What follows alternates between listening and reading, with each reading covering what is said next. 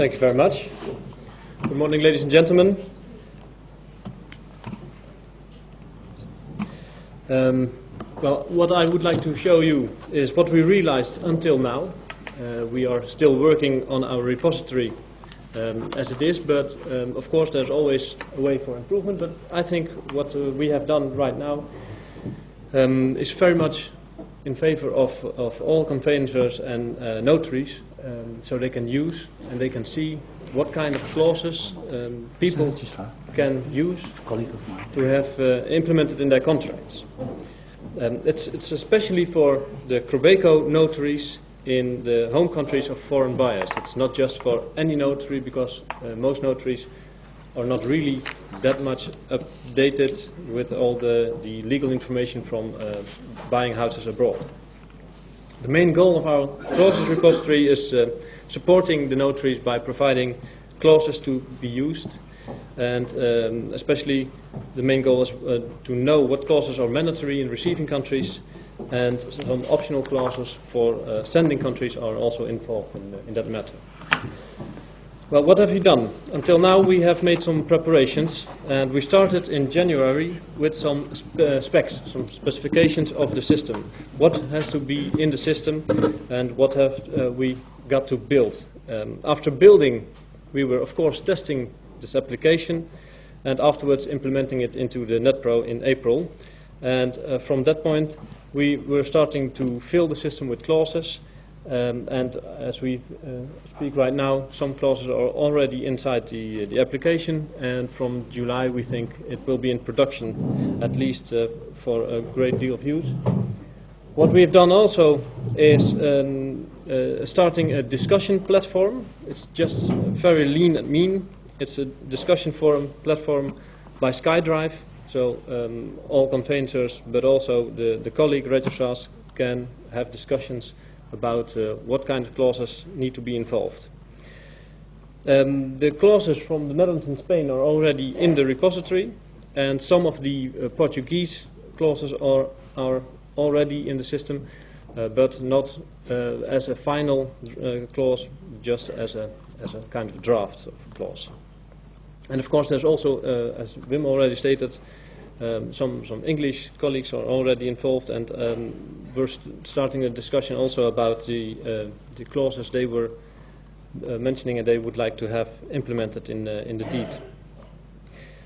It's not only text, there are also guidelines involved, and if needed some kind of a glossary with explanations of national legal terms.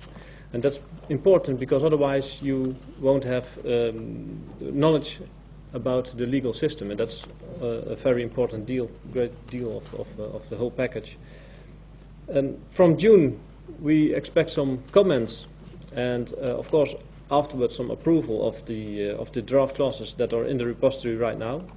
And then from that point on we would like to add new clauses, and that could be the clauses for Portugal as a receiving country, as a sending country England and Wales, and other countries perhaps are most welcome to have their clauses inside our repository.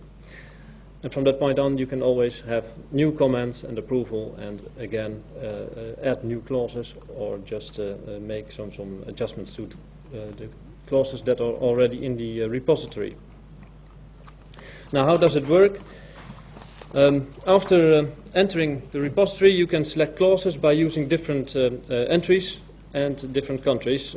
For instance, you can choose for the document type, for the sending country, and for the receiving country. And I'm sorry. For instance, when you choose for the contract of sale from the United Kingdom or from the Netherlands to Spain as a receiving country, then you can see what's inside. Well, just to show you, this is live. I just made some screen prints in case the system would not stay on the air because of technical reasons or security reasons.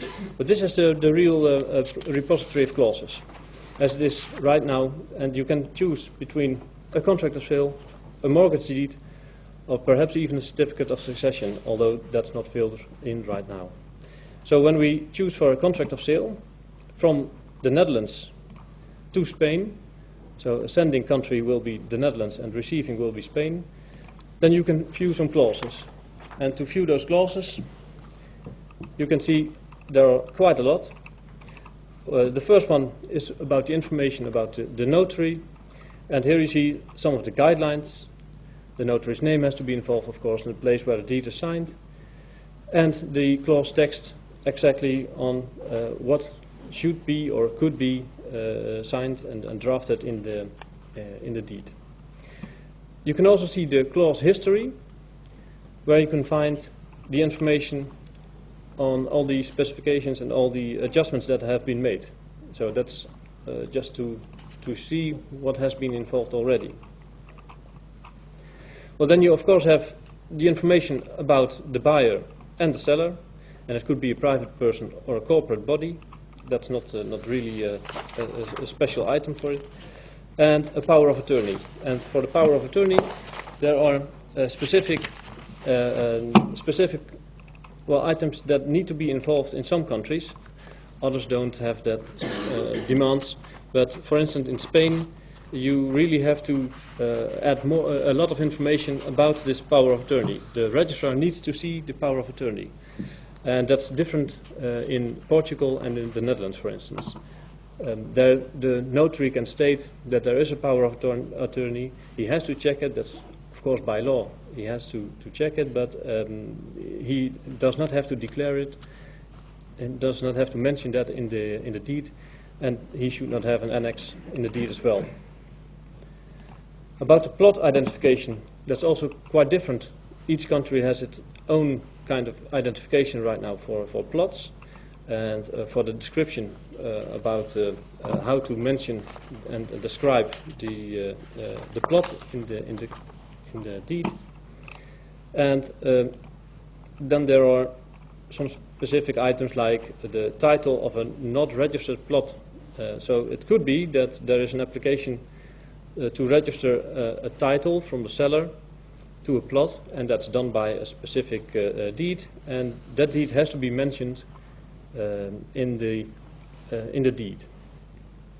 It's the Spanish system and the Portuguese system where the previous title, or the title there is an application for, has to be mentioned in the deed. For instance, in the Netherlands, it's not the case. In the Netherlands, you can have someone who has died, and the certificate of inheritance is not obligatory, is not mandatory, recorded in the land register. You can do that just by drafting a deed and then explaining as a notary that someone has died and that the heirs are now really selling the plot. So all those specific legal systems have their own demands and their own choices, and that's why there are different clauses for all these sending and receiving countries. Well, furthermore, there are freedom of charges clauses to be that you have to fill in and to declare that the sale has there are there's no tenant, for instance, on the plot, and there are no outstanding debts. That's more or less what Spain demands in the contract. Other countries do not always demand that kind of information, but that's all depending on the legal system. And then, of course, the contract of sale of a plot. There's also the specific demands for adding information about that. The family residence is another important one, where when there is not a common family residence, the plot should be mentioned by some other information. There should be a lot of other information involved. And there are the locational demands in specific countries. Just for instance, in this case, Spain, you have to fill in. And if you don't know exactly what's meant by the specific clause, then you can, of course, read the guideline about that. The purchase amount, it's more or less the same case. The purchase price has to be mentioned in the deed, of course, in all the deeds, also in the Netherlands. And you have to explain, just against laundry, fraud, and other items, that you have to explain how the purchase price is paid. Then the notary has to state something about what he has certified, what he has been investigating, and what he has been checking.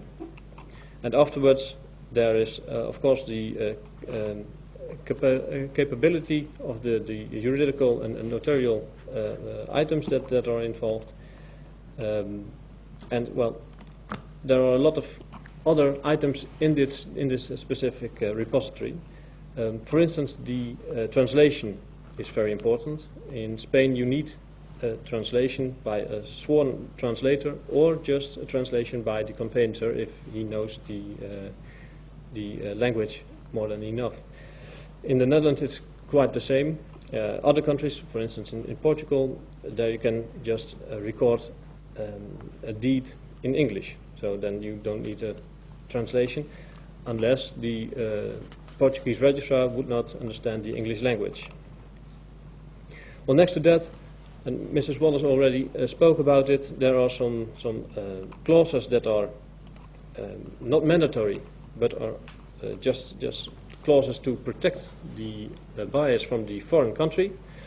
And that is, one of them is the choice of law on contractual obligations, the Rome I clause, the Rome II clause on non-contractual obligations, and of course there is the choice of forum, the Brussels I.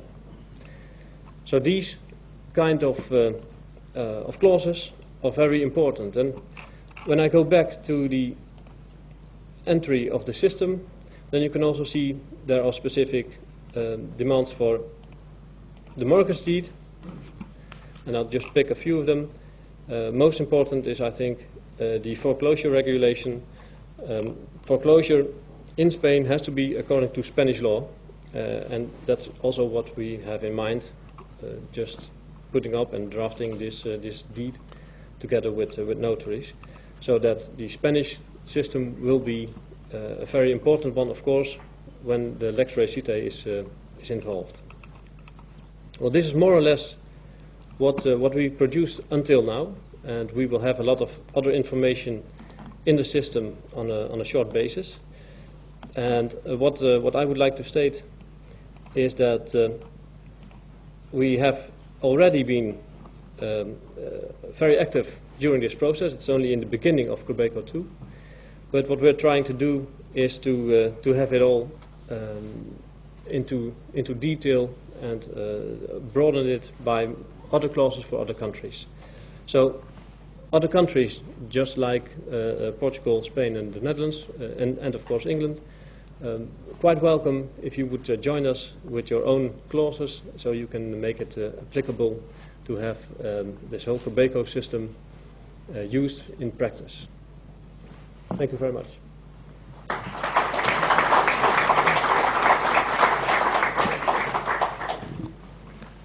Thank you, Jacques. Any questions?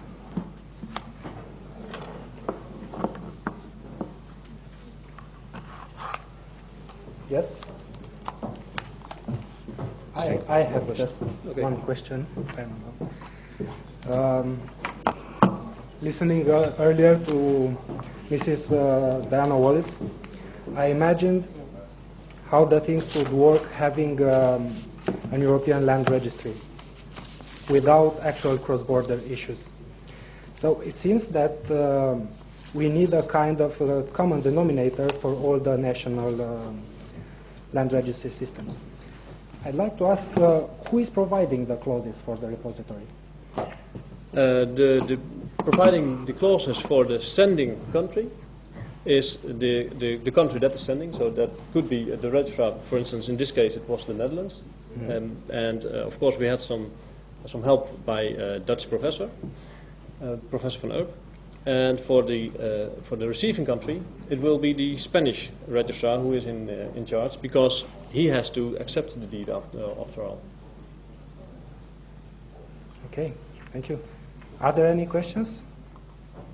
Yes? I just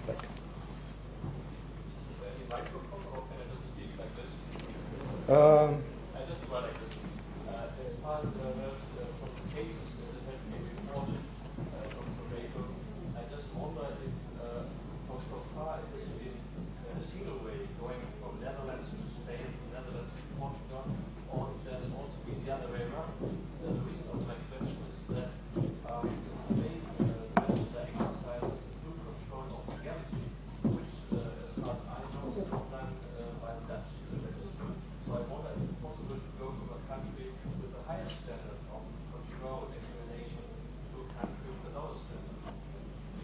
Thank you very much for the question. I will try to repeat the question just for people who did not hear the question that well. The question was, it's all from the Netherlands to Spain, the Netherlands to Portugal, and not the other way around. And why is that? Well, first of all, the Netherlands, we have a civil code that states that it's not possible to have a foreign notary to record a deed in the Netherlands. So that's quite a strange way of writing our legislation, but this is already the case, and I think together with Wim we are writing in a Dutch law magazine about specifically this question: why should this not be the other way around also? Why would it not be possible to have a Dutch notary, to have, for instance, a German notary who wants to record a deed in the Netherlands? And just the other week I received a deed from a Dutch notary, which was a translation of a certificate of inheritance by a German notary. And it was a translation, and that was fine. But in advance, at first, he sent us just the German certificate of inheritance. And then I said, well, I have to refuse it. I'm sorry, but I have to refer to our Dutch civil code, and I cannot use this certificate of inheritance to update our registration. That's one part of the question. The other part, I think, is that when we have in the Netherlands, the registrar does not check, does not scrutinize the whole transaction the way the notary does in the Netherlands. If that would be the case, then there would be some double actions. That would be quite difficult, I think, and quite expensive. And in Spain it's the other way around. There's the notary involved in drafting the deed, but the scrutiny is by the registrar. So when you choose for a Spanish notary to send the deed to the Dutch registrar, then there are two persons involved who do not check it all the way around, and that would be no good. So in that specific case, and it has not happened yet, but we would have to demand more than we do right now in accordance with a Dutch notary. A Dutch notary does not have to send us the power of attorney, but in the case of a Spanish notary, I think we should demand a power of attorney in that case. So we have a lot of proof and evidence that there are no problems involved. Or, that's another possibility, the Spanish notary asked the Dutch notary, just to have some legal advice and just help him sending the deed into and recording the deed into the Dutch land register. That's also a possibility. Is that quite an answer to your question? Thank you very much. Are there any other questions? Thank you, Jack.